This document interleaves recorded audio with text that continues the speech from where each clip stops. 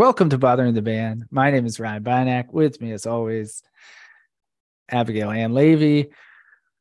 We have a very special episode. I have to say that this podcast wouldn't be a thing without our guest today, who is the one and only Sam Jones, photographer, filmmaker, podcaster, who his podcast Off Camera, which was also a show, definitely inspired this project. And man, we go deep, and the threads just keep crisscrossing with his world and ours, from skateboarding to punk rock to, oh my goodness, it doesn't even end. This intro does not do this episode justice. Ladies and gentlemen, Bothering the Band with Sam Jones.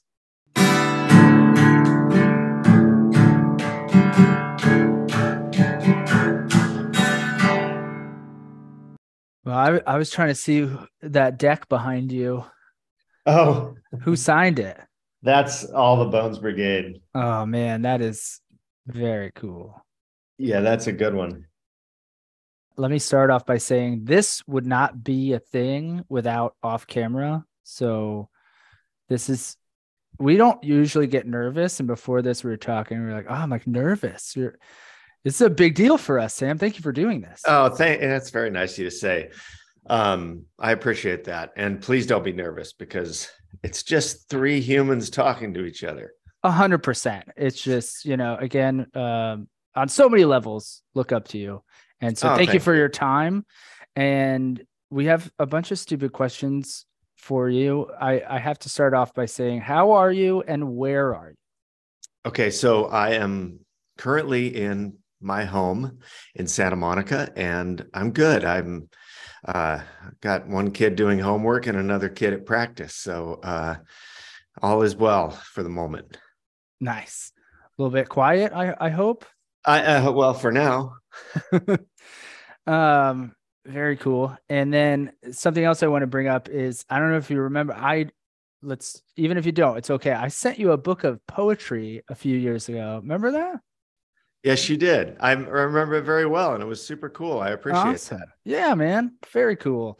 Now that that's out of the way, since this is a music podcast, what music are you into lately? What music am I into lately? God, that's a good question. I have been, I've actually been going and listening to a lot of old stuff. I was one of those people that saved my records from childhood, and have always sort of liked, I don't care about the audio thing too much, but I like the smaller choices that one has when one goes to their own record collection. So I've been listening to a lot of older stuff because I've been playing some music lately with some old friends. And so I've been revisiting some old things and then listening to some new things. And then I've also been, I've been working on this Jason Isbell film. So I've had a lot of him in my head because we've been editing and finishing post. And so, and he just sent me his new record, which isn't out yet. And it's really good. So yeah, a little bit of that, a little bit of Hawaiian music. I just did a thing also for Smartless, and I wanted to somehow marry two different styles, like 50s New York jazz and Hawaiian music for the for the score, and worked a lot with this guy Jeff Cardoni, who did the score on the Smartless thing, to sort of find that happy ground, like where jazz meets Hawaiian music. And so, it's with filmmaking, it's fun to get sort of deep into a genre that is not necessarily something that I know a lot about. And then it's like I get to rediscover music all over again, which is like when you start just getting in a rut. And I feel like that sometimes, like you get in a rut and you have your bands and you don't move out of it, then you can get a little bored. So making films and getting excited about scoring them, sometimes gives me a little lift. And then I'm back into my old record collection, or I'm learning about new stuff or whatever. Oh yeah. I mean, we are in this world, but I think we challenge each other with music. Like she texted me yesterday. She's like, I need inspiration. Give me something new. I had to send her a little list. And then Well, send it to me too. oh, absolutely. I have a habit of I take it probably too seriously where if someone recommends music, I just hold on to it like it's their heart. I'm like, okay, the minute I can listen to it, I promise you I will listen to it. You know. Yeah. Hawaiian jazz though. I gotta find this combo. I'm on board. That sounds like great writing music. So we mentioned off camera. Is that ever gonna come back, or is that something you're gonna continue? I know you're very busy. You've had a big 2022, now 2023. Well, we did 220 episodes of Off Camera, and I started it when my kids were, still in elementary school, and now I have a junior and a sophomore. So we did it for a long time, and the pandemic sort of ended it kind of I don't want to say a good time, but at an appropriate time for my sort of curiosity about the next chapter of what I wanted to do. And I had some film ideas that when the pandemic hit, I was actually able to explore a little bit because we didn't have the show going, because the show took a lot of time. We did 45 episodes a year, and it was both a television show and a podcast. So I don't want to say it would never come back, but if something like that did come back, I would do it in a different form, because I feel like, things like that, you kind of want to keep evolving and try. For me, at least, I want to try new things all the time. So I loved doing it, but I'm certainly loving what I'm doing now as much or more. Absolutely. We have people, speaking for both of us, we have people quite a bit like, how long are you going to do? Like, what's the next evolution of the podcast? And my answer is always like, well, it's fun. I don't know. That's all it is. We get to talk to people we look up to. Speaking of, we've had a mutual guest. Fred Armisen was on our pod. Yeah. He was on. I love Fred. Well. Love Fred. He's a sweetheart. And I think once we got him with the music, his eyes lit up, and it took him about 15 minutes to realize this is a safe space for me to geek out. Right. And it was I met him in 2001. And because he was in my Wilco movie, weirdly enough, he was opening for Jeff Tweedy when Jeff was doing a solo tour, and he was sort of an unknown comedian. This was previous to Saturday Night Live days. And I didn't know who he was, but I just thought he was hilarious, and stayed in touch with him ever since. Yes. So good. I don't even know how to tap. Like, we list our questions, and I was like, well, we have to ask a Wilco question. Right. But there's no such thing as like a dumb Wilco question, because all our questions tend to be silly. Abby is laughing at me. So the only thing I came up with was, what's your favorite or most listened to Wilco song?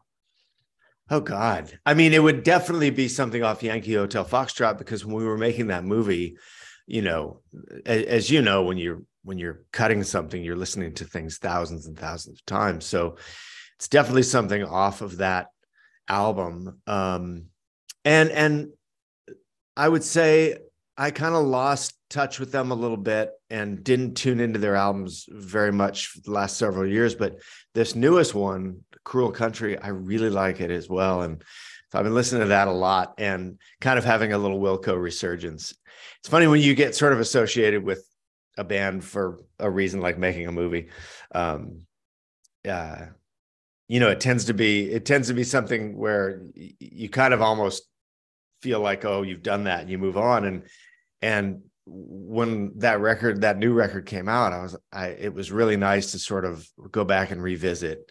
And then the 20th anniversary of Yankee Hotel Foxtrot came out, and so it was kind of nice to have gone away from it for so long and come back and listen to it. So yeah, I would say something like Jesus Etc., because that was in the film, and we also made a music video of it. So that's probably the song I've listened to most. I would say that's probably mine as well. There are no wrong answers on Bothering the Band, but that might be the right answer.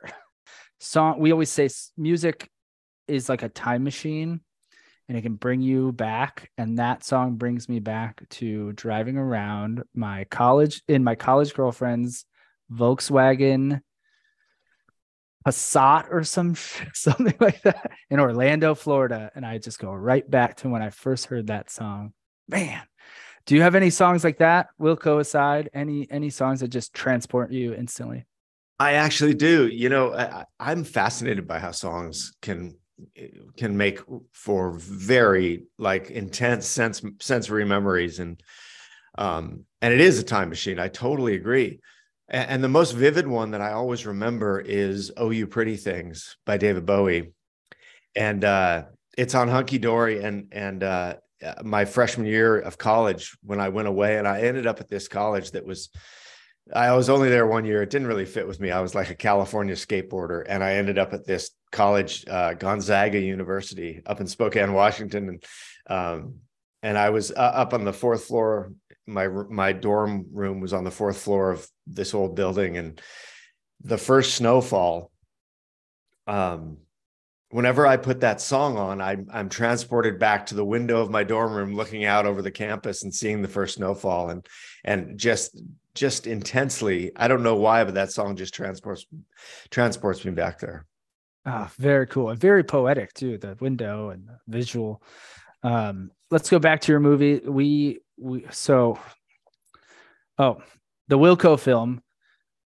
It's not streaming, correct? Because I couldn't find. I've seen it many years ago. Yeah, it's in a funny place right now.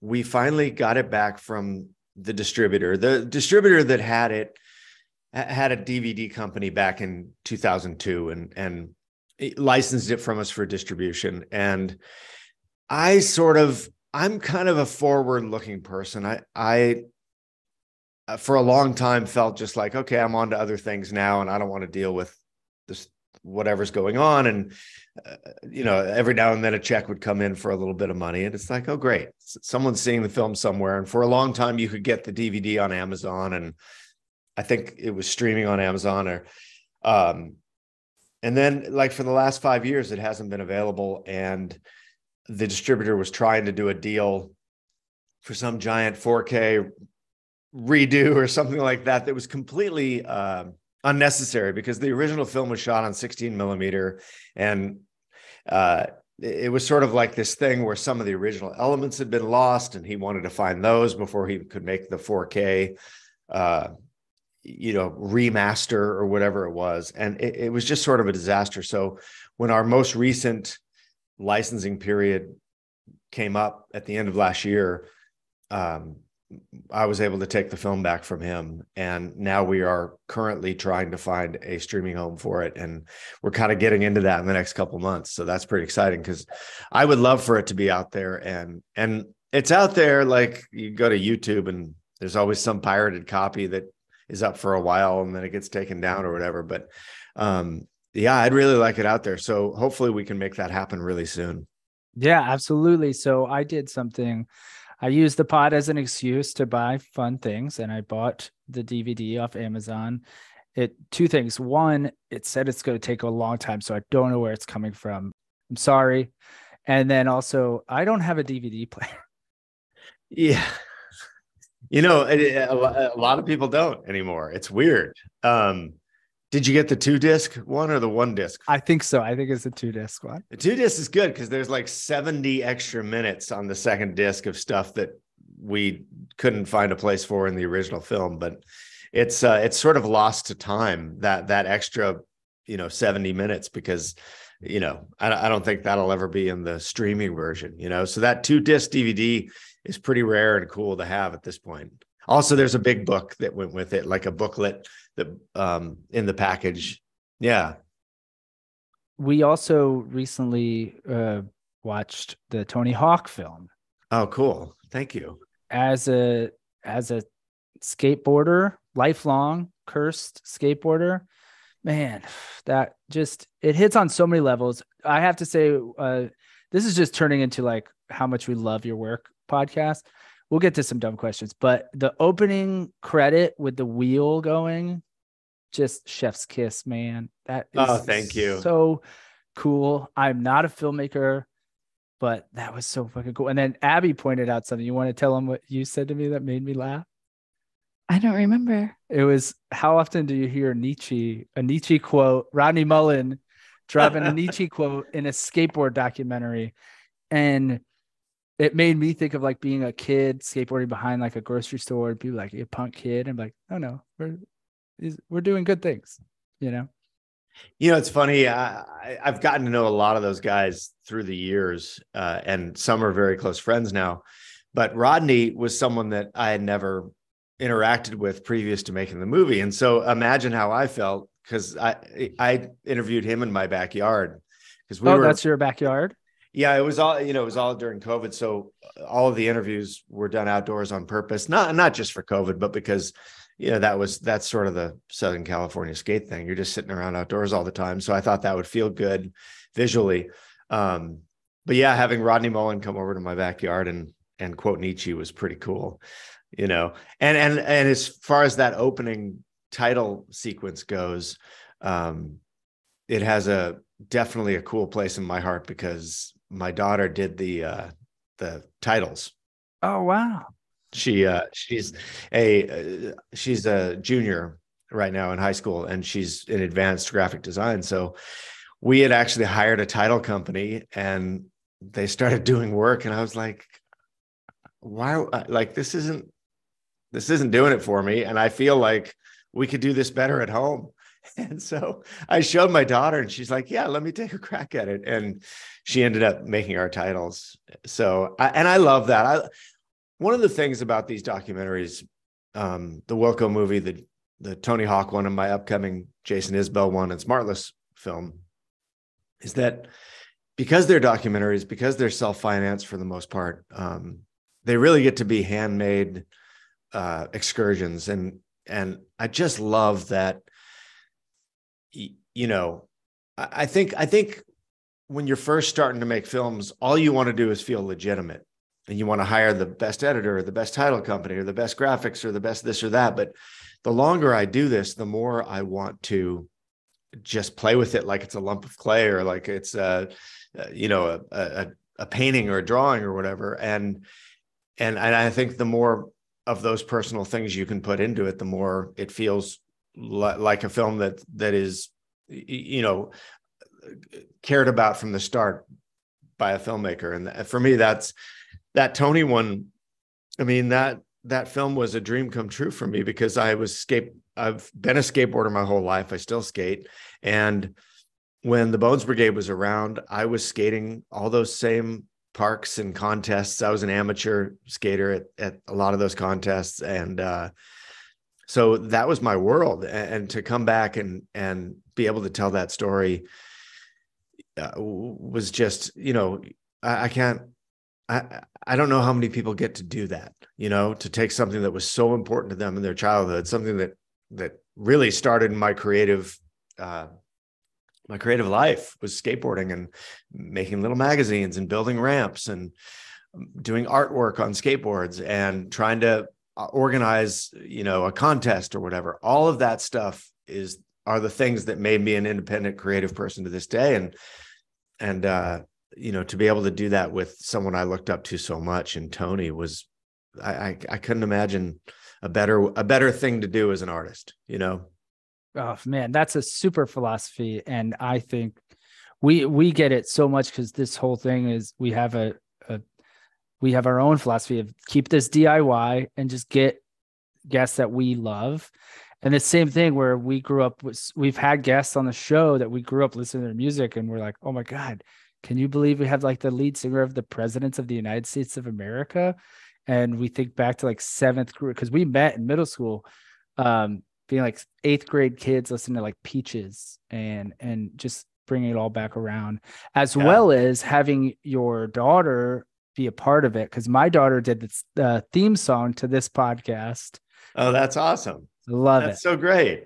I love it all. And then again, the DIY skateboard thing, I think taught us so much. And yeah. And the other part, and this relates to music, is that I was able to put the music in that we all listen to, in boom boxes on the decks of ramps and at skate parks and stuff. And we were so lucky. We had this amazing music supervisor who figured out a way to go out and license this music. And it was sort of like every time we got one artist to agree to give us their song for the film at this reduced documentary price or whatever, it gave us a little more ammunition to then go to the next artist and the next artist until we got to the Clash and we got to the Sex Pistols, and all of a sudden we're like, oh my God, we're getting all these songs. You start putting those things in with the thought of, well, probably going to have to replace these. And it was amazing to just every time we'd get a call from this music supervisor, we'd have this little moment of just like triumph that we were able to get another song that meant so much to us growing up. And that's something else we were texting back and forth. I was, this song, and that's when Toy Dolls showed up. I got so excited. Oh yeah. Well, the great thing about the Toy Dolls track is that was the track he's skating to in the actual contest. Tony was a giant Toy Dolls fan, and I think that's where I think Tony and Kevin Staub were the skaters that introduced me to Toy Dolls. And so in that case, he's actually skating to the song and he's singing to it as he does his run. He's doing drums as he drops in. So we had to have that one. And that was like the hardest one because the version that we have in the film does not exist on any like, that's not the one they license anymore. We had to go out and get it off an album because, and then we had to specifically ask to license that version. Because I'm such a weird stickler. I'm like, no, the guitar on that one sounds too modern. Like they re-recorded it later, I think, probably because they probably had more control over the rights if they re-recorded it. And we wanted the original. And so that was kind of like this musical detective work that we did to try to get all these songs. That sounds like something you would do, Abby. You're like, nope, we need this song. You hear the tiny difference? Yeah. Yeah. No, it's true. It makes me crazy. Like one of my favorite records is the second Waterboys record, and it's called A Pagan Place. And I love it so much. And I have it on vinyl, and I was listening to it, I don't know, 6-8 months ago, and I just love it so much. And then I wanted to play it for somebody who was in my car, and I went to Spotify and put it on. And I'm like, wait a minute, this is the wrong vocal. This doesn't sound right. It's not moving. I'm going to have to find the right version. And then because it is 2023, I just went on Twitter and I found Mike Scott, who was the singer and songwriter of the Waterboys. And I said, what's the deal with the versions of these songs? And he wrote back that he re-recorded his vocal. And so the only place to hear the version I like is actually on the record in my closet. That's so cool, though. I just cracked up at that. Not that he changed but that I got a message, like I got my answer straight from the source 5 minutes after I asked. Yeah. Wow. That's incredible. I love that stuff. I almost wanted to get into a debate with him. Like, you made a mistake. Like, you sang it better when you were 24 than you did when you were 31. Not everything needs a remaster or a re-record. That's right. And we don't need all of the demo versions at the end to make the album twice as long. It was good. Nope. Just put the hidden track down there. Yeah. That's all we need. I haven't thought about hidden tracks in forever. Mm-hmm. That can't be a thing anymore, right? I don't think you can hide a track anymore. Well, it's all hidden now because there's too much out. Everything's hidden. You got to dig for it. I sound so old right now. It's embarrassing. I'm like, oh, you got to listen to the vinyl version, and the Spotify version is the wrong one. But it's true. It is. We're not too far behind you, and we have to bite our tongues a lot on this show because we'll get funneled certain younger artists. And we have a little inside joke where we ask them if they've ever heard of specific actors or actresses. Right. And the one we always go to, and we're batting like zero pretty much, is, do you know who Bridget Fonda is? Sure. Right. And then most people, I would say 5-10 years younger than us. So even 30 have no idea who that is. Do you ask them about Jane Fonda? Or Peter Fonda.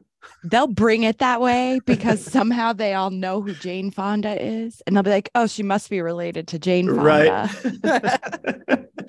Because I think that Netflix show brought Jane Fonda back into their like purview. Right. Yeah. She's still hanging around. Mm-hmm. Still doing great. Back to demos and secret songs. You did the basement tapes.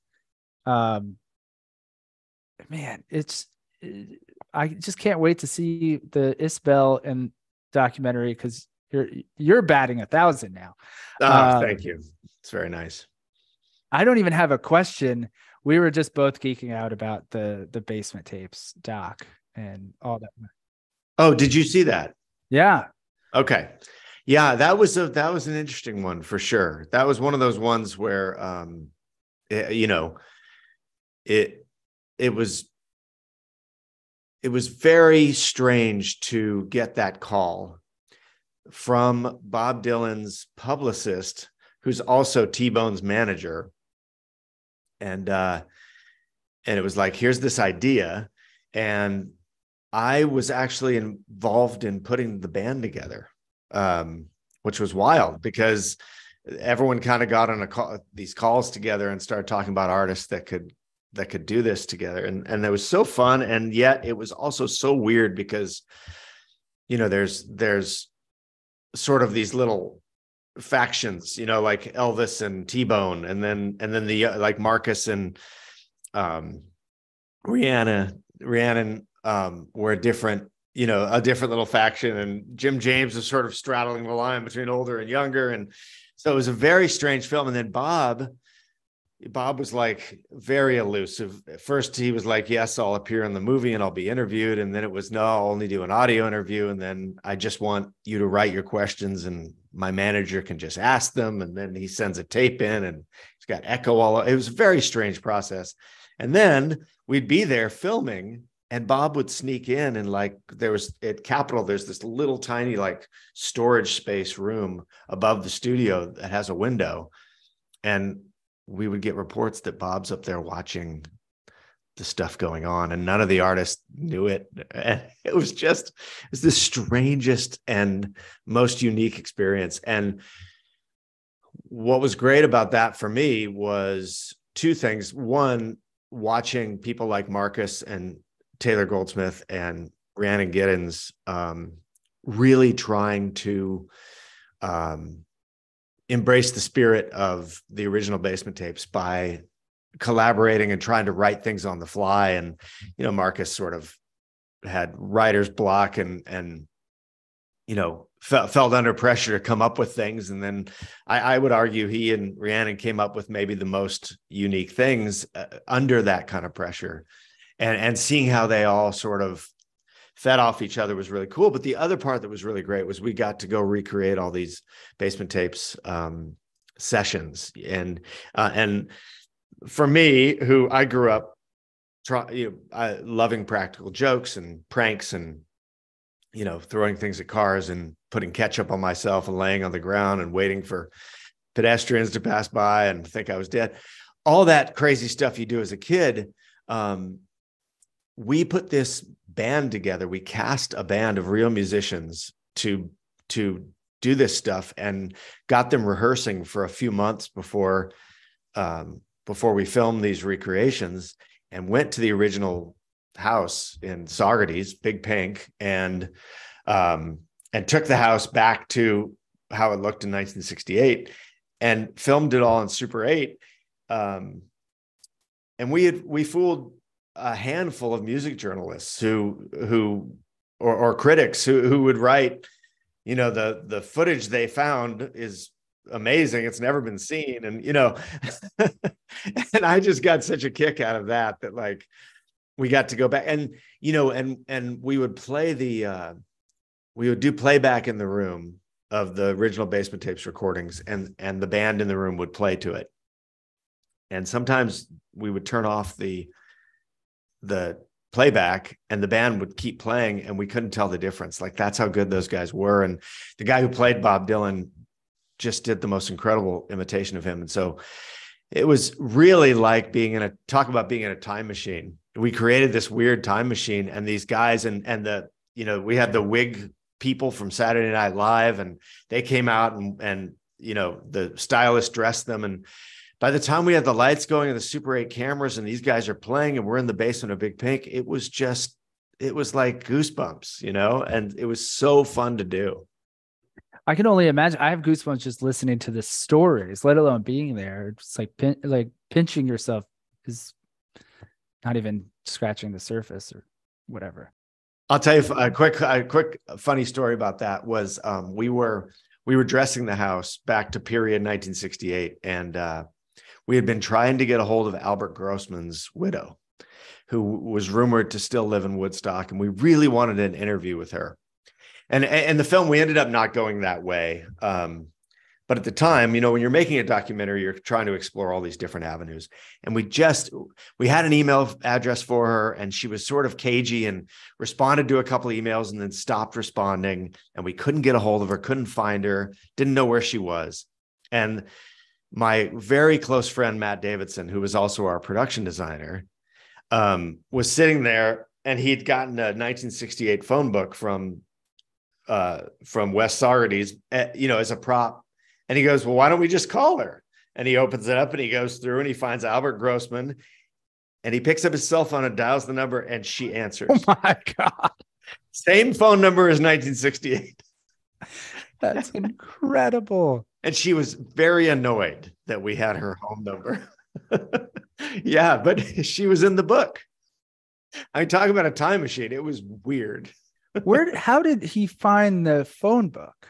I think he went to a Salvation Army or a Goodwill or something like that in town. And I don't know, when these art directors and prop people are good, it's amazing. Like the details in that film, it's hard to see because it was, Super 8 and everything, but the way that house was art directed was amazing. We even cut a tree down, and there's a tree that grew in front of it,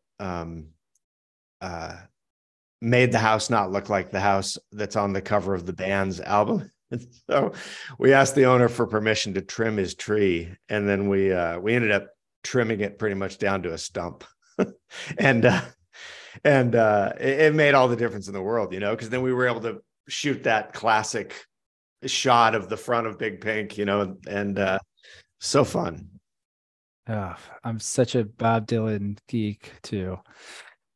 Yeah, there was definitely, a little of that going on. We went and visited Elliot Landy, who took pictures back then, and he still lived like down the road, and some other people that had known him. And it was just hearing all these stories and then going there and setting up the equipment in the basement and then sitting and playing and goofing around. It really was one of those experiences where it's almost like if you put all that into it, all that effort and all that care, you can sort of get lost in it. And that's my favorite thing about music, is just getting lost in something that you love so much and making it real. Yeah, 100% agree. And that's my vice, music. I can't play it. You said you've been playing it a little bit more lately. Weren't you in a punk rock band growing up? Yeah, I mean, I was in several bands. Probably the first one was the most punk rock because it was 83, 84. And my high school, crazily enough, was sort of ground zero for the punk rock from that area. Like at our school, we had the Adolescents, Agent Orange, and this band DI all went to our high school. So my 8th grade dance was Social Distortion's first gig. And there would be lunchtime concerts, and it was just sort of like, and I think the reason is Fender Guitar was there, and there were 3 music shops and a pawn shop, and there were these cheap rehearsal studios. And so when punk sort of exploded in that area, it was right near my home. And so, we just sort of had that music all around us, and it was so fun to sort of, be like, to have this new music explosion happen and then go out and learn to play guitar and yeah. So I started when I was, still in high school and was in bands kind of throughout my life. So you were ground zero for skateboarding and SoCal punk rock. I was, yeah. Yeah. And the two went together too. I mean, it was like, absolutely, of course. That was the best part about it, is that like you would skate to Agent Orange and TSOL and the Adolescents. And, those were just the things you wanted to skate to because they sounded right. They were the soundtrack, and then you'd build backyard ramps, and it was our own little scene. And it was, it's so funny. Like occasionally in periods of your life where you get something totally right, like it fits you and you're doing it, and it creates your social group and it creates your passion. And I don't know. I feel very lucky that I had that, Yeah, absolutely. We talk about this a lot where we grew up in Orlando, Florida. At the time, I'll speak for I hated it. I was like, this is the worst. I can't wait to get out of here. I can't wait to move to New York, whatever. But now looking back, we had a cool little punk rock ska scene. And something the Hawk documentary hit me was like, all this stuff that's happening across the country before the internet was slowly just leaking over to our little world. And like you're mentioning Adolescents, I love them so much. But yeah, again, not even a question, just an observation. Yeah. Well, the Adolescents were the most hometown of hometown bands because there were three brothers. There was Frank, Rick, and then Alfie was in DI. He was never in the Adolescents, but Alfie was a lot younger. And they all went to Fullerton High School. So they were around. Are any of your bands online? No. Well, yes, but I'm not going to tell you how to find. Well, this is later in the questions, but we always try to end an episode with a song from the guest. So if oh God, well, we'll have to. We don't have to. I mean, we can figure it out and maybe just use the off. No, I think I it's funny. I also produced some music for a while. I was partner in a record company for a while and produced a couple records, and I loved it so much. And I realize now, looking back, like every single recording I ever made, we recorded it. It was like, oh, we'll make a studio out of this bedroom, or we'll get a 4-track, or, we'll do whatever. And I realized the one experience I've never had that I'd still like to have is I would like to just be the musician once in my life. Like it was always like playing the part was the afterthought. Once you finally got the headphones so they stayed on your head and you could hear what you're supposed to be hearing, and then the guitar's in the right place and the everything's working. It was almost like, you were so exhausted that you didn't really even care how well you played the part. You were just happy you got it recorded. And that's what I hear when I hear my old records. I hear like, oh, it's a bunch of people like trying to also be engineers and producers and technicians and stuff. And it was interesting going into the Capitol Records for that Basement Tapes thing, because it was wild to see what it's like to just be completely taken care of as a musician, which is exactly what you do as a director. You're completely taking care of actors, and you're setting up a space where they can do their absolute best work, and it's all they have to think about, but this goes back to high school in Fullerton. The spirit of making things yourself was so strong because we just didn't have any other option. So it becomes sort of, I know a lot of people speak of it like it's a philosophy or something, and maybe to some extent it is, but to me, it's just because there was no other option. And so you sort of get used to doing it that way. And for me, it never occurred to me that, well, maybe I'm in a place now where I could just go be the artist and have that experience. You know what I mean? Which I've never done, but it's a funny thing. It's like, I like having my hands all over every part of the process because it's like, I enjoy doing it so much that like learning about that stuff is as fun as the finished product for me. Like the finished product is sort of weird because then other people are going to say whether they like it or they don't, or you're going to see whether you get more work based on whether people liked it or they didn't, or it sold or it didn't. But when you're making something, it's just yours, and it's like this pure little way to have fun.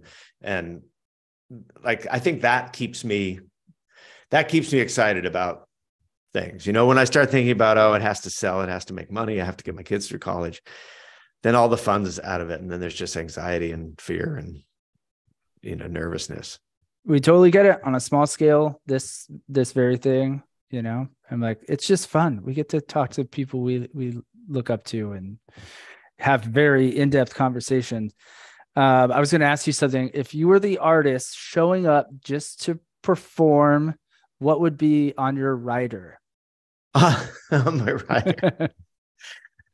Well, it depends. I mean, if it's a gig at a club, okay, that's different than your rider for the daytime recording. Okay, right? Like, because if you're recording in the studio, it's all about what you're going to have for lunch and how you're going to get there, and is there going to be the right, you know, snacks in the break room or whatever. But I think at night it's a different deal, and it's like, you know, like what can we have there on stage with us? Like, if someone had to do a list that we made, I would try to do some really weird stuff, you know, like background dancers that didn't go with the music at all and seemed almost like they shouldn't be there, or like 3 background dancer singers that don't know us or the music. How about that? That would be on my rider. Or maybe that's brilliant. Yeah. Or maybe like some animals, you know, like what if you had like really well-trained Australian shepherds, like 10 of them? I'm also picturing this at like a punk rock club. So the stage is very small and it's right, like overcrowding the band. Yes. Or what about Rodney Mullen? You could put Rodney Mullen on your rider, and then he would like do a freestyle demo like between sets. He does math like on a dry erase board. There you go. Yeah. Oh goodness. This makes me think of Airheads, where they have to think of the demands, and they're like, a football helmet full of cottage cheese. Right. A giant baby bottle. Well, I think that's like it's indicative of where your head is, because I just have ridiculous demands just for theater rather than actual, like, that's the difference between me and maybe someone who wants it too much. You know, it's going to be about the limo that gets them there, the jet that gets them there. Yeah, whatever, right. Mine would just be cookies. I'd take cookies for sure. How about somebody there who was making cookies as you played, so that they were fresh out of the oven? Now we are talking. What if it was actually Mrs. Field? Mrs. Field the fourth or whatever? Yeah, exactly. Or what if it was Ben and Jerry and they were serving ice cream? Are they like churning it on the stage? Yes. What if they had like one of those bicycle churners? So Ben is actually sitting on the churner. They would. Yeah. And it's fish food ice cream. So they have to do like everything in it. Yeah, exactly. Can you heel flip? No. As a matter of fact, that's about when I was really into street skating when it was curbs and slappies and, 5 stair ollies. And then once it got to kick flips and stair rails, I was like, yeah, I'm never doing a stair rail. I'd much rather skate a ramp or a pool, but I'm never doing a stair rail because it's the price to pay. Oh yeah, is too high. And it's not that fun. Once you know how to skate vert, and vert is so much fun. Pool skating is so much fun that, yeah, I mean, but I can certainly appreciate and wish I could do a kickflip. I did a few in my lifetime, but no, I remember I landed one where I landed on the side of the board and then went down on my tailbone. And I was like, yeah, this is too much. Oof. Okay. So when's the last time you rode? Just cruised? Well, so I just had some crazy surgery on my hip because I also race motorcycles, and I have kind of destroyed my left hip. And so I had some surgery. So I've sort of got the all clear in January from my doctor. And I've been mountain biking, but I haven't skated yet. So that's next on the list. So I would say the last time I skated was right before the surgery in July. And I went to Venice Skate Park and I skated the Snake Run in the Bowl at Venice. Yeah.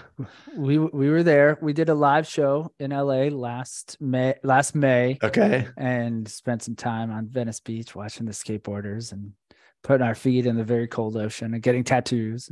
Yeah. They can do all that stuff in Venice. We did all of that right there.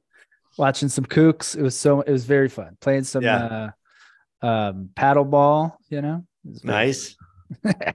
How many pairs of Vans do you own? Oh God. Well, I own a lot of pairs of Vans because Vans was nice enough to send me Vans when I was doing the show. And then we did the Tony Hawk movie, and the guy who ran Vans sent me an email and said, whatever Vans you want, just let me know. So I went on the website and I got some new Vans since the show is not on the air anymore. And so I would say I have probably 30 pairs of Vans. I don't think there's a photo of you on the internet without Vans. I know it's so silly, but Vans was another thing that was from my hometown. And so the little Van store was, and they were the cheap shoes. That's why we got them. Originally, they were just the cheap shoes. And so we'd get a pair of Vans at the beginning of the school year. And then we found out that the waffle sole was the best for skating. Mm-hmm. And then when like high school rolled around, we skated in Converse high tops because they were more the punk rock shoe. Yeah. And they were pretty good too. Like both those soles, the Vans and the Converse high top, are so thin that you can feel your grip tape. Yeah. And so that's just what you wore. And then for a while, skaters were wearing Air Jordans, and I tried it, but it was like too much padding and thickness, and I couldn't feel the board. So I never was the Air Jordan skater. I was always and you could also order custom Vans back then. Like you could send in fabric. So you could go to like the fabric store and buy little swatches of fabric and then draw your shoe and send it to Vans, and they would send you back your custom pair of Vans. So I did that once. Oh, that's very cool. Yeah. That's so cool. Now you can do it online. You can totally design your own thing. But back then it was literally like you just like write them a letter and tell them kind of how you want it to look, and they send it to you. That's incredible. They should bring that back. They should. And then also, the only thing I would throw in there, I'm wearing Vans right now. These ones are comfortable. I have a bunch of them, but we need old guy Vans now. I got plantar fasciitis. I need some more cushion in the heel. Well, have you tried the Ultra Cush? I have, and that's what I have right now, and it is much better than like the checkerboard slip-ons where there's nothing. Yes. Yeah, no, I've been through that too. I think there was a moment in time when I realized, okay, we're standing for 12 hours a day filming something, and I'm wearing these slip-on Vans, and my feet are killing me. Yeah, and there's no arch. There's no arch, yeah. But the Ultra Cush are pretty good. I like those.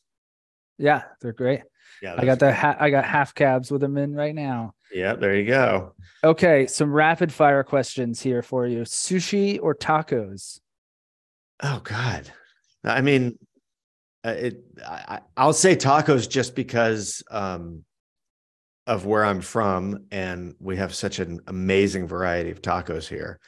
And sushi is sort of the same order no matter where you go. You know what I mean? But tacos, I still haven't scratched the surface of what a taco can be. So I'm going tacos. Good answer. You're very aesthetically inclined, and this is one of my favorite questions. Comic Sans or Papyrus? Oh God. Well, Comic Sans is the most horrible thing ever. This is, if my producing partner heard this right now, he would be dying, because I'm the person who literally reads books about fonts. and I, oh, excuse me. Hi, Avery. I'm on a podcast. No, I didn't get your text. That's my daughter who wondered if I got her text. Is she the designer? No, she is an amazing artist. But no, the other one is the graphic designer. Yeah, very cool. She's like a painter and a writer, and she's pretty incredible. She's an amazing artist. But no, back to Comic Sans. Have you ever read the book called Just My Type? I have. I used to work in a graphic design studio for a long time, and I read it there. Oh God, it's so fascinating to find out how Helvetica was invented, and it was literally invented so that you could see that from a far distance away. You could see road signs in Germany, and that was they wanted a font. Literally, the country commissioned a font that would be safer for drivers, and that's how Helvetica started. I love that story. Love it. I spoke to and interviewed a long time ago the guy who invented papyrus. And it was right around the time that Avatar came out. And we talked a lot about how Avatar was just the papyrus font. Well, they're both so bad that you're asking me to say, like, do you want to eat possum or, squirrel? I don't want to eat either one. Well, yeah, that's a dumb question. We'll ask that question to the guests next week. Possum or squirrel? Possum or squirrel. That's right. I probably go squirrel if you want, if you want my opinion on that. I will say this. That was the Comic Sans or papyrus. It stopped you in your tracks for a split second. Yeah. I got you there. Okay. There's another fun question. If you saw someone with a very nice camera across the street or something, someone like me, wipe the lens with their shirt, would that irritate you? No, I do the same thing. Oh, okay. I mean, in a pinch, I'm not I understand optics. I understand what you're not supposed to do and what you're supposed to do. And I also think it's like vinyl. It's, you know what I mean? It's when you think about what I do, it's not about precision. It's more about emotion. And so, yeah, if you got some schmutz on the front of your camera, just take your shirt and wipe it off. Oh, that's a relief, because I know some photographers that would lose their shit over that. Yeah, life's just too short, and then here's the other funny thing that people always sell you a filter to put on the front of your lens, right? Mm-hmm. And your lens is whatever, $2,000, and the filter is $19. You're like, oh, I'm gonna put this crappy piece of glass in front of the lens, and I'm like, why do that? And then there's going to be dust or whatever in between the filter. Forget it. Just wipe it off. That's my technical tip. Oh, that's such a relief. I love hearing that. Don't buy the filter. Just put your lens cap back on. There you go. Okay. What's your favorite music video from your youth? From my youth? I mean, or all time. There's no rules here. My favorite music video of all time. That's a tough question. It is. It is because I think that a lot of the songs, like in my youth, a lot of the songs didn't have music videos to them. And then when you did see something, it was so cool. There was a music video of Stay Free, the Clash record, it wasn't really a video, but it was in the movie Rude Boy. And all of a sudden they're in the studio with the band. And I love that, because I'm like, oh my God, like that's the band actually recording the song. I think I always wanted glimpses of the recording process, because I wanted to understand it. And so anytime I saw any kind of music video that showed the recording process and I felt like it was sort of legit, I loved that. You know what I mean? Yeah, absolutely. You love the process. I do. But I also just feel like, I just want to know. I want to learn so I can steal an idea, or I can, like use it as a jumping off point for trying to do it on my own. So, but in terms of like, I remember, Mary Jane's Last Dance sticks out as a total story video. Or also, what was the one with Johnny Depp, the Tom Petty one with Johnny Depp? Rebel Without a Clue. Rebel Right. Without a Clue. Well, Into the Great Wide Open. Yes, yeah. Yeah. I kind of love that because it was like every single lyric they just used like a script and filmed the exact. They filmed the lyrics almost exactly, Yeah. And I was like, oh, this is like a feature film, Jacket with his chains that jingled. It was like, That's right. And there's his jacket and his chains are jingling. And I always laugh at that now in documentaries. Like there's so many documentaries now where literally, you in the interview, somebody's talking about the prairie grass in the wind, and then they show prairie grass in the wind. And I'm like, we got it, Yeah. We heard the guy. We all know what that looks like. Yeah. Don't be afraid to use some metaphor here. Or don't be just afraid to use the person telling the story and watching their face. I mean, obviously I don't get bored of that. I made a whole show about it, but yeah, it always cracks me up when you sort of see that, Okay. Do you have any undeveloped disposable cameras in your home? Like the little Kodak ones? It's funny enough, my daughter just this Christmas wanted a film camera, and she wanted a point and shoot film camera, not like a nice SLR or anything. She literally wanted a camera, this old Olympus T2 that we used to have as like a point and shoot on our old, like just to hand to an assistant to take some behind the scenes pictures before digital came along. And I was like, you want what? She goes, I want this camera. So cool. And you can only buy it used. So I found it on eBay used and got her some film. And so far, I think she literally in my house right now, there's probably an undeveloped roll of film that she has shot that we've yet to take in to wherever we're going to take it in. That was going to be my follow-up is where do you take that now? It's a good question. I'm sure in your neck of the woods there you could No, there's one lab. There's this one lab called the Icon. I think they still do it. But it is wild to have bridged the gap between two technologies in any artistic pursuit. Because when you think about someone like Richard Avedon, his entire career from the first picture he ever took to the last was the same process. It was always film. It was always prints. It was always the same.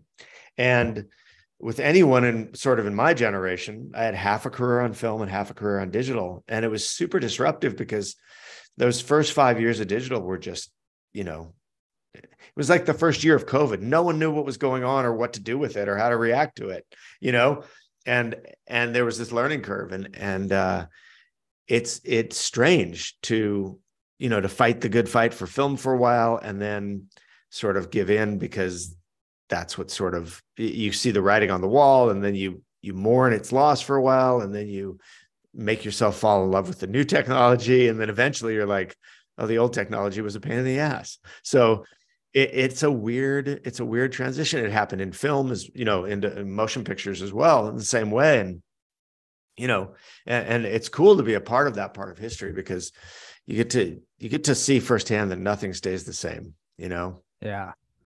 And it reminds you to keep on learning. It reminds you to keep being open to like trying something new. Yeah. That just reminded me. If you haven't, I highly recommend a book called The Man Who Invented Motion Pictures. Okay. And it's very good. And it is about this French guy who was going to beat Edison to it, and then he disappeared. So it has this like history, movies, and this murder mystery thing to it. Very good. That's cool. Yeah. Very good. What's next? Do you subscribe to any magazines currently, physical magazines? I subscribe to one magazine that I've gotten for over 10 years now. It's called The Week, and I love it. The Week? I do. Yeah. It's just one of those magazines where you can always find a good book recommendation, or read a feature story about something, or even like, I love their real estate section. I love their, the last word, which is the long story that closes each magazine. They pick the one best, like sort of human interest story for the week all over the world. And it's sort of like the best of what magazines and newspapers used to be. And yeah, and I love it too. But I love that because I read everything else online. I read the New Yorker and I read LA Times and New York Times and all that stuff online. And it's so nice with the week that I kind of save them. Even if I'm going on a plane, I always put 3 or 4 in my backpack before I go on a plane. And it's nice to kind of get away from scrolling and all that stuff for a while. Oh, I love it. I applied at the week, I would say a couple years, every year for like 5 years in a row. I was like, here we go. There's no way it's going to happen. It's a shot in the dark. As like a copywriter or an intern or something like that for years.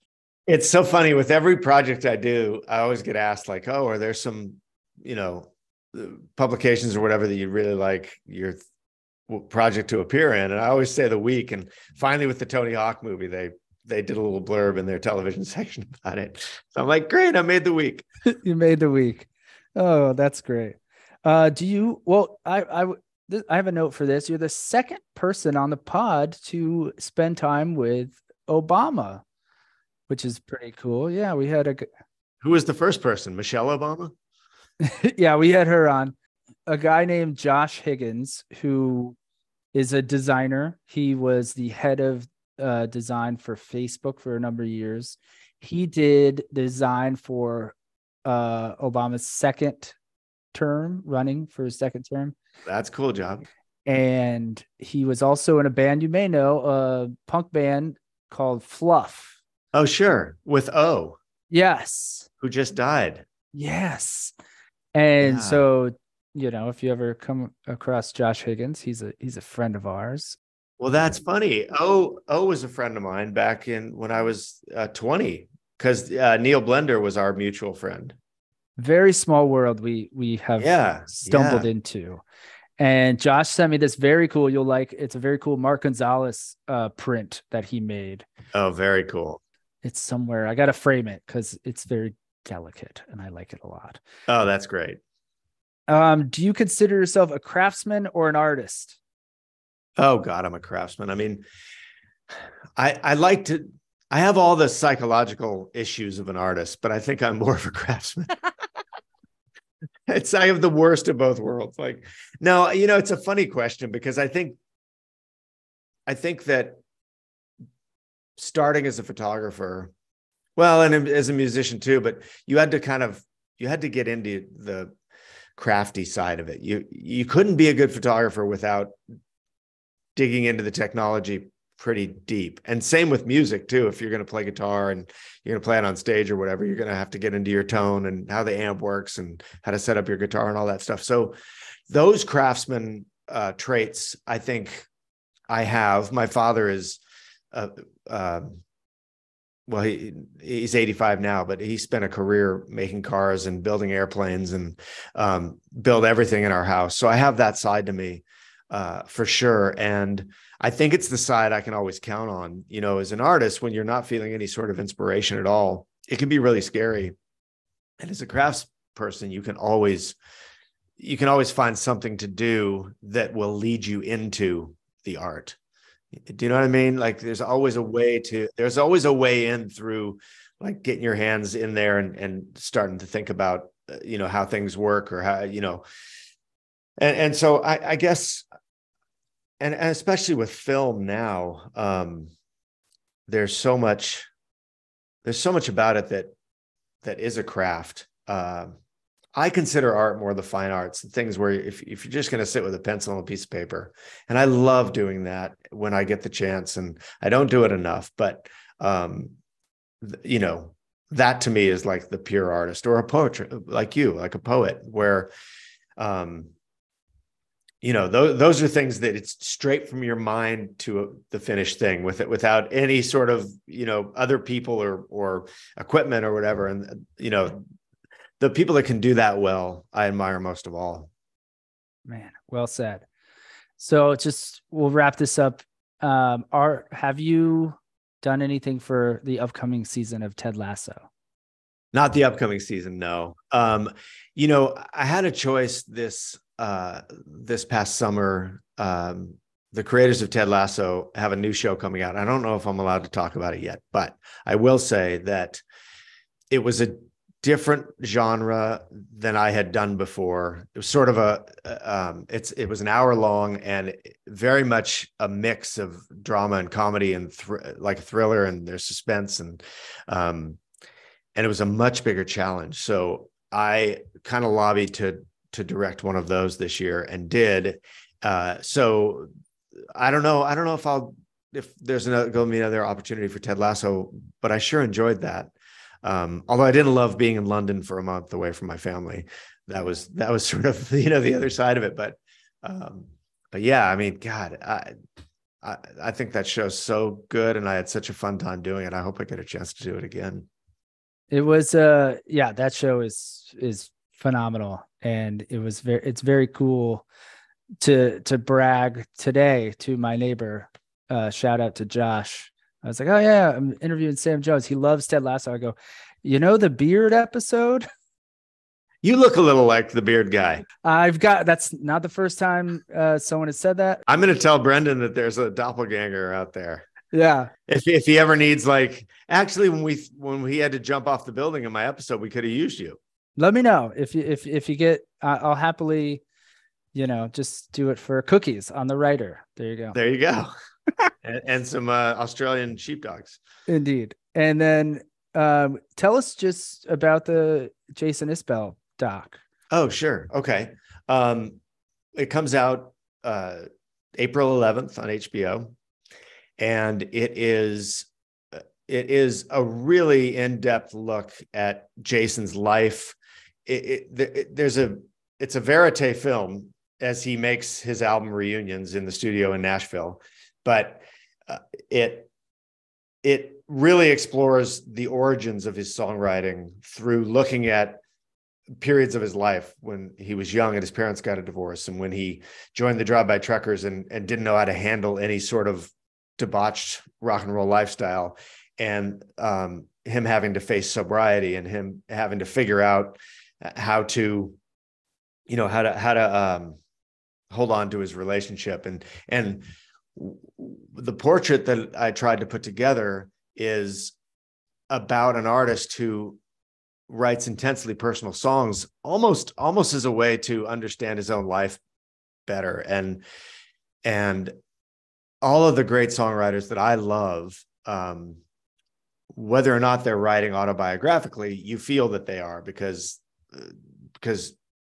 their songs are so truthful. And with Jason, I really wanted to get into the origins of his songwriting, and it was fascinating, and it kind of, timing was great, because the album he ended up creating that we filmed had so much stuff from his past that he wanted to write about, and so it's this portrait of an artist, and he is trying to manage his relationship in real time, while we are examining where he comes from, and his parents' relationship, and his relationship to alcohol, and his relationship to, his bandmates. And then right in the middle of it, the pandemic hits, and he ends up, at home and not able to travel or do any of the things that he does to keep himself sane. And he has to kind of really get to know his wife. And so it's one of these films that, like all documentaries that I enjoy, they start one place and then something unexpected happens, and that certainly happens in this film. And the way that he handles it all, and the way that his relationship sort of progresses throughout the film with his wife, it turns out to be something that kind of caught me by surprise, and also something that I really related to, because during the making of it, I was just fresh from my own divorce, and so I don't know. To me, I feel like it's definitely the most in-depth I've ever gotten with the subject, about where the art comes from, and how your emotions and your trauma and everything influences the work that you do. And I'm really excited about it. It's a really different film than I've done before, and I'm very excited for people to see it. Devils, for a punk rock skateboard kid from Fullerton, you can spin a yarn, my man. You are well spoken. Oh, thank you. I'm just spinning yarns. I rewatched your, clips from your interview with him, and I love what he said about there was just no other, like the minute he picked up his guitar, there was no other, not even an option in his brain or in his world that was his path. And it's incredible. Gives me chills thinking about it. I can't wait to see that film. It's called Running with Our Eyes Closed. Is that correct? It's called Running with Our Eyes Closed. Yeah. And that's the title of one of the songs on this new record. And it's, I should say that Off Camera was an incredible way to get to know people. I wouldn't have known that I wanted to make a film about Jason until I had him on the show. A friend of mine, Chris Shiflett, turned me on to Jason and said, you gotta, this guy is, sort of in that world where he doesn't fit in a genre. And I've always liked bands like that, whether it's Uncle Tupelo or John Prine or people who sort of defy categorization. They're just great songwriters. And so I sort of just asked him to be on my show before I really knew his music, and then used that as an excuse to go really get into his music. And then when I had him on the show and sort of found out his story, it just dawned on me like, man, this guy's at an incredible point in his career. And so Off Camera was sort of like a great place to sort of get these ideas for films, because my fifth guest ever on Off Camera was Tony Hawk. And that's how that process started. Yeah. So maybe I should go back and do it again, just so I can find more film subjects. Yes, please. For the benefit of the world, do that. If it makes more, awesome interviews and awesome documentaries or whatever, yes, do that. What is next for Sam Jones, the craftsman and the human being? Well, in May, hopefully, this SmartLess doc that I did will come out, and that we've just finished that, and I'm very excited about it because it's something a little different for me. It's sort of part like rock doc verite style, but then it's also sort of an improv exercise, and just sort of different than I've ever created before. And so I'm very excited about that. And then I also have a couple projects that on the more narrative side that I want to do. And then this other show that I don't know if I'm allowed to mention yet for Apple TV, that'll be coming out hopefully by the end of the year. So, for me, I just want to keep making these sort of longer, more involved projects right now, and things I can really sink my teeth into. And with each one, just try to figure out how to make it more personal and yet still find a wide audience,